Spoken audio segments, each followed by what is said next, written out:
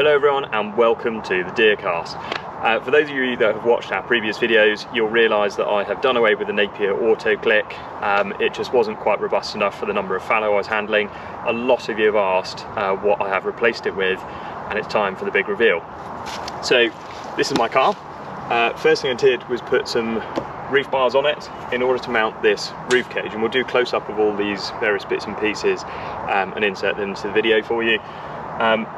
My initial intention had been essentially to have a rope coming off this roof cage and to gralloch with the body of the animal rested against the car here. I very quickly realised that just wasn't going to work, so I'd got all of this, went to the local metal fabricator, chatted it through with him, and what I've come up with is this. So it is a simple bit of box section at the top end with sort of two teeth, and then at the other end a hole drilled through it with a hook. And what it does is feeds through the roof cage like so. The teeth then lock on the other end once you twist it round, and you then have a hook here that you can gralloch from. What I tend to do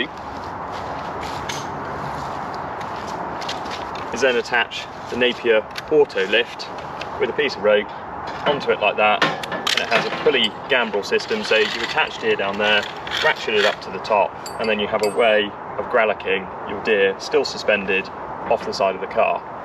Now, there are a few advantages to this, but there are also some disadvantages. Advantage being it's a really simple, easy way to do a suspended gralloch so long as you have your vehicle, which is a downside in terms of you do need the vehicle to do it. It's really simple and easy. The disadvantages, one of them is my own design, in that I didn't make this bar probably long enough.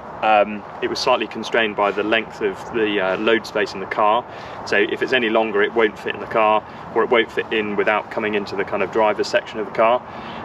What it does mean is if you are gralloching something, particularly as we are here on a slight slope, you'll find that the body of the deer does rest against the car, and you can therefore end up with blood against the body of the car here. So if anyone else is thinking about remaking a version of this, I'd advise you to try and get this bar as long as possible.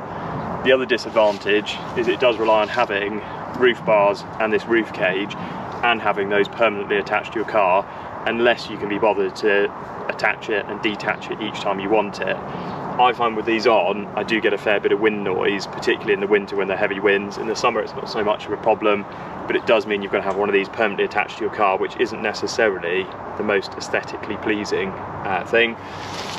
One other advantage of it, really quick and easy to clean. It is super robust. It's pretty much foolproof in terms of how you use it. I don't think you could really get this system wrong.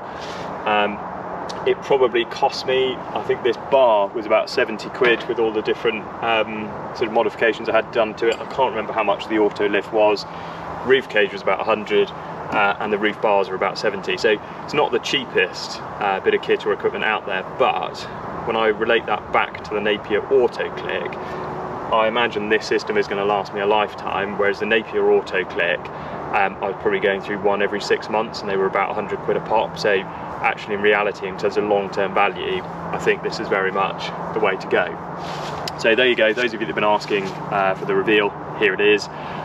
Any of you that have got a different system or something better, please drop it in the comment section below, because we would love to hear. This is something we get asked about a lot by people who are using probably non-pickup truck vehicles for deer stalking, so please drop those in the comment section below.